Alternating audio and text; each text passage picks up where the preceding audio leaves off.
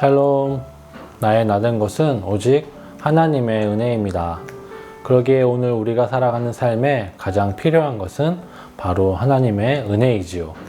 오늘 말씀을 통해 하나님의 은혜와 사랑을 깨닫고 누리는 시간 되기를 기도합니다. 오늘 우리에게 주시는 말씀은 열왕기상 14장 말씀입니다. 제 14장.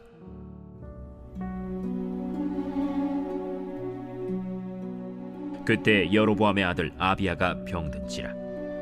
여로보암이 자기 아내에게 이르되, 청하건대 일어나 변장하여 사람들이 그대가 여로보암의 아내임을 알지 못하게 하고 실로로 가라. 거기 선지자 아히야가 있나니 그는 이전에 내가 이 백성의 왕이 될 것을 내게 말한 사람이니라. 그대의 손에 떡 10개와 과자와 꿀 1병을 가지고 그에게로 가라. 그가 그대에게 이 아이가 어떻게 될지를 알게 하리라. 여로보암의 아내가 그대로 하여 일어나 실로로 가서 아히야의 집에 이르니 아히야는 나이가 많아 눈이 어두워 보지 못하더라. 여호와께서 아히야에게 이르시되, 여로보암의 아내가 자기 아들이 병들었으므로 네게 물으러 오나니 너는 이러이러하게 대답하라. 그가 들어올 때에 다른 사람인 체 함이니라. 그가 문으로 들어올 때에 아히야가 그 발소리를 듣고 말하되, 여로보암의 아내여, 들어오라. 내가 어찌하여 다른 사람인 채 아느냐?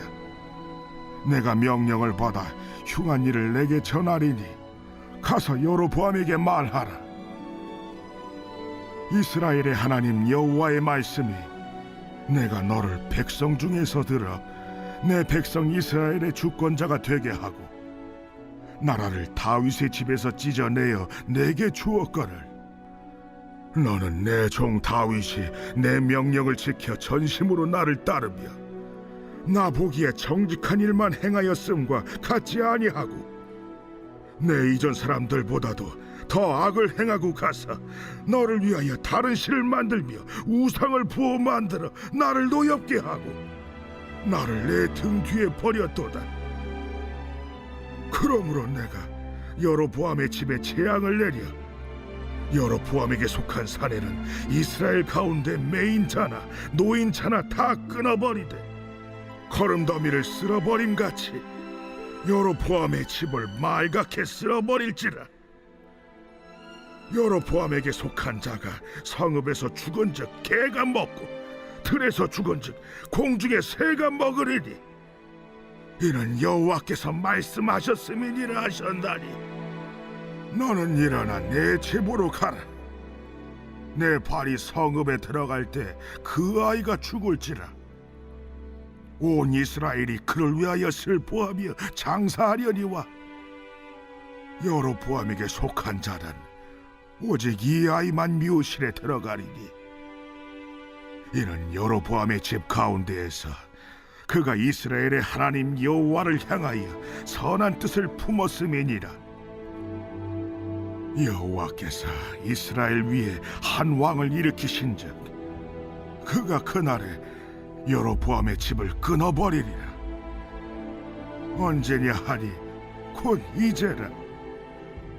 여호와께서 이스라엘을 쳐서 물에서 흔들리는 갈대같이 되게 하시고 이스라엘을 그의 조상들에게 주신 이 좋은 땅에서 뽑아 그들을 강 너머로 흩으시리니 그들이 아세라상을 만들어 여호와를 진노하게 하였음이니라. 여호와께서 여로보암의 죄로 말미암아 이스라엘을 버리시리니 이는 그도 범죄하고 이스라엘로 범죄하게 하였음이니라. 여로보암의 아내가 일어나 디르사로 들어가서 집 문지방에 이를 때 그 아이가 죽은지라. 온 이스라엘이 그를 장사하고 그를 위하여 슬퍼하니 여호와께서 그의 종 선지자 아히야를 통하여 하신 말씀과 같이 되었더라. 여로보암의 그 남은 행적 곧 그가 어떻게 싸웠는지와 어떻게 다스렸는지는 이스라엘 왕 역대 지략에 기록되니라. 여로보암이 왕이 된 지 22년이라. 그가 그의 조상들과 함께 자매 그의 아들 나답이 대신하여 왕이 되니라. 솔로몬의 아들 르호보암은 유다 왕이 되었으니 르호보암이 왕위에 오를 때 나이가 41세라. 여호와께서 자기 이름을 두시려고 이스라엘 모든 지파 가운데서 택하신 성읍 예루살렘에서 17년 동안 다스리니라. 그의 어머니의 이름은 나아마요 암몬 사람이더라. 유다가 여호와 보시기에 악을 행하되 그의 조상들이 행한 모든 일보다 뛰어나게 하여 그 범한 죄로 여호와를 노엽게 하였으니 이는 그들도 산 위에와 모든 푸른 나무 아래에 산당과 우상과 아세라 상을 세웠습니다.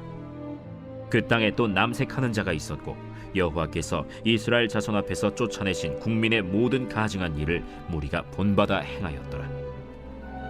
르호보암 왕 제5년에 애굽의 왕 시삭이 올라와서 예루살렘을 치고 여호와의 성전의 보물과 왕궁의 보물을 모두 빼앗고 또 솔로몬이 만든 금방패를 다 빼앗은지라. 르호보암 왕이 그 대신 노스로 방패를 만들어 왕궁 문을 지키는 시위대 대장의 손에 맡김에 왕이 여호와의 성전에 들어갈 때마다 시위하는 자가 그 방패를 들고 갔다가 시위소로 도로 가져갔더라. 르호보암의 남은 사적과 그가 행한 모든 일은 유다 왕 역대 지략에 기록되지 아니하였느냐. 르호보암과 여로보암 사이에 항상 전쟁이 있으니라. 르호보암이 그의 조상들과 함께 자니 그의 조상들과 함께 다윗성에 장사되니라. 그의 어머니의 이름은 나아마요 암몬 사람이더라. 그의 아들 아비암이 대신하여 왕이 되니라. 오늘 본문 열왕기상 14장에서 주의 깊게 봐야 하는 것은 북이스라엘의 여로보암 왕과 남유다의 르호보암 왕의 모습의 비교입니다. 두 왕 모두 하나님 앞에서 불순종한 악한 왕이었습니다. 그러나 그 악한 두 왕 가운데 일어나는 일의 결과는 다르게 나타납니다. 하나님께서 여로보암 왕을 왕으로 세우실 때 그에게 다윗과 같이 견고한 나라를 약속하셨습니다. 그러나 여로보암은 두려움과 그의 욕망으로 인해 하나님의 뜻에 불순종하였습니다. 그는 하나님의 뜻과 상관없이 베델과 단의 금송아지 우상을 만들었고 이스라엘을 우상 숭배하게 만들었습니다. 열왕기상 14장은 이 여로보암 아들 아비야가 병든 이야기로 시작합니다.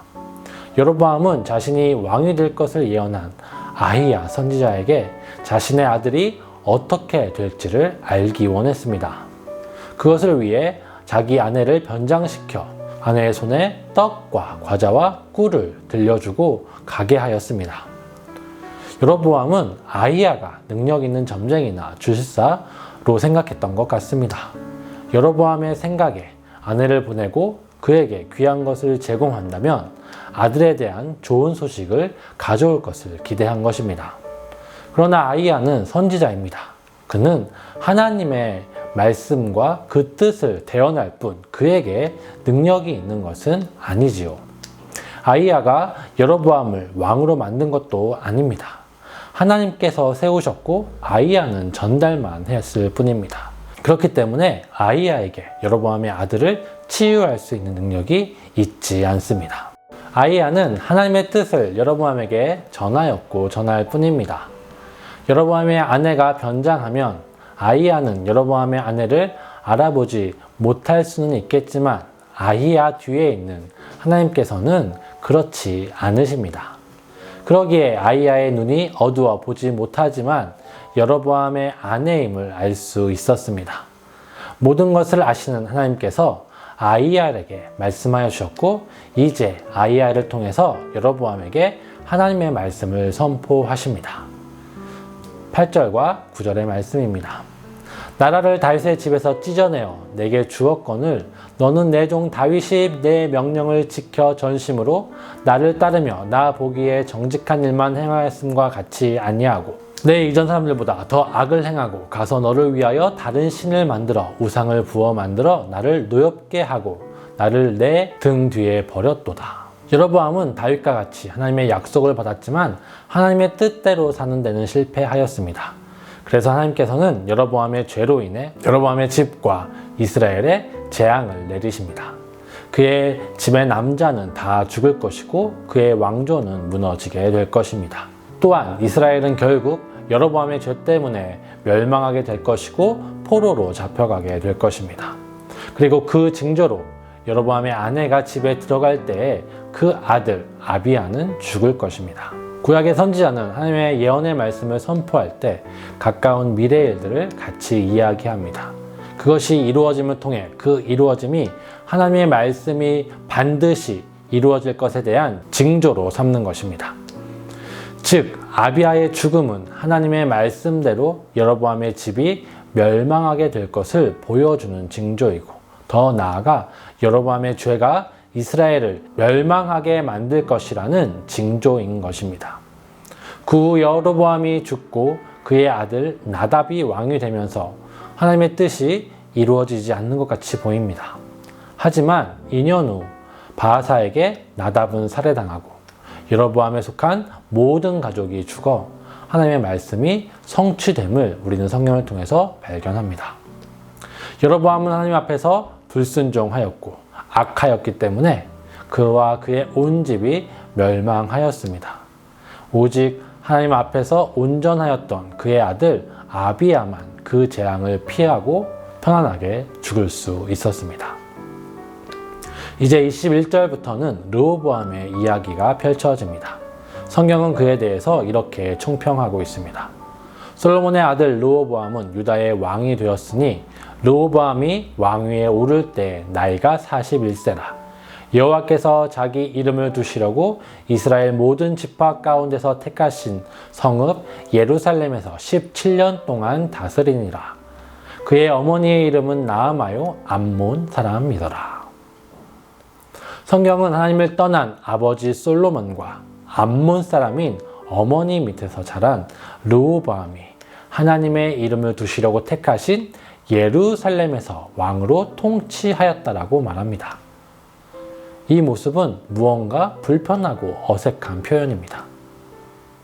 하나님이 택하신 성읍에서 하나님을 떠난 아버지 그리고 하나님이 없는 암몬 사람 부모에게 자란 르호보암은 유다를 온전히 다스리지 못하였던 것이지요. 르호보암이 다스리는 유다는 하나님을 떠나 우상을 섬겼고 하나님이 보시기에 악을 행하였습니다. 유다가 여호와 보시기에 악을 행하되 그의 모든 조상들이 행한 모든 일보다 뛰어나게 하여 그 범죄로 여호와를 노엽게 하였으니 이는 그들도 산이와 모든 푸른 나무 아래의 산당과 우상과 아세상을 세웠습니다. 그리고 하나님을 떠난 유다는 애굽의 침략을 받았습니다.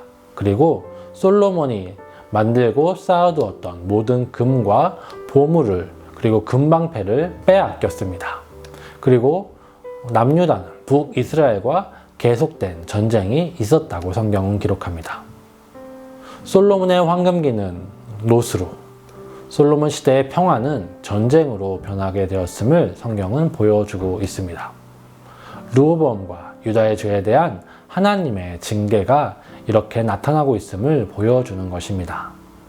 그런데 하나님의 징계를 받은 여로보암과 그리고 르호보암에게 엄청난 차이가 있습니다. 바로 여로보암의 아들 아비야가 하나님의 선한 뜻을 가지고 있음에도 아버지의 죄로 말미암아 죽었다는 것이고, 르호보암의 아들 아비암은 그의 아버지처럼 악함에도 불구하고 왕이 되었다는 것입니다. 또 여로보암의 왕조는 그 죄 때문에 멸망하지만 르호보암의 왕조, 즉 유다 왕조는 르호보암의 죄에도 불구하고 멸망하지 않고 오히려 안정되어 간다는 것입니다. 여로보암 왕과 르호보암 왕에게 나타난 모습의 차이는 무엇일까요? 그들의 차이는 그들의 행위에 있지 않습니다. 왜냐하면 르호보암이든 여로보암이든 모두 하나님 앞에서 불순종하였고 악을 행한 사람들입니다. 그들의 행위 때문에 하나님께서 누군가는 멸망케 하고 누군가는 살려준 것이 아니라는 것이지요. 그들의 차이는 하나님께서 다윗과 맺으신 약속의 유무에 있습니다. 하나님께서 다윗을 통해 하신 약속 때문에 르호보암과 그의 가족은 그 악에도 불구하고 멸망하지 않을 수 있었고 다시 하나님께 돌아올 수 있었습니다. 우리는 하나님께 순종하면 복을 받고 불순종하면 저주를 받는다는 그 율법의 말씀을 잘 압니다. 그러나 우리는 죄인이기에 하나님께 온전히 순종하며 우리의 행함으로 하나님께 복을 받고 누릴 수 없습니다. 우리는 여로보암과 같이 하나님 앞에서 저주를 받아 멸망에 이를 수밖에 없는 존재라는 것입니다. 하지만 하나님께서 우리를 선택하시고 예수 그리스도 안에서 우리에게 영원한 삶을 약속하셨습니다. 그러나 다윗처럼 솔로몬처럼 르호보암처럼 우리는 죄를 짓고 하나님의 마음을 아프게 하기도 합니다. 하지만 우리에게 예수 그리스도 안에서 하나님과 맺은 영원한 언약이 있기에 우리는 그럼에도 불구하고 하나님의 은혜를 오늘도 누리며 살아갈 수 있는 것입니다. 지금 우리가 이 땅을 딛고 살아갈 수 있는 것은 오직 하나님의 은혜 때문이라는 것입니다. 내가 잘나서 내 행위가 온전해서 하나님께서 우리를 사랑하시고 복을 주시는 것이 아니라 우리가 악함에도 불구하고 하나님께서 우리를 예수 그리스도 안에서 선택하시고 그의 자녀 삼아주셨기 때문에 우리가 오늘을 살아갈 수 있는 것입니다. 나 때문이 아니라 내가 믿는 예수 그리스도, 내가 의지하는 예수 그리스도 때문에 우리를 용서하시고 그럼에도 불구하고 우리를 사랑하시며 멸망에서 우리를 구원하신 것입니다. 오직 나의 나 된 것은 주의 은혜임을 기억하는 오늘 하루를 살아가는 우리 서울중앙교회 모든 성도 여러분 되기를 기도합니다. 나를 위해 죽으신 예수님의 사랑을 기억하며 오늘 우리에게 주어진 삶이 예수님의 사랑을, 예수님의 그 삶을 조금 더 닮아가는 우리의 삶이 되기를 간절히 소망합니다.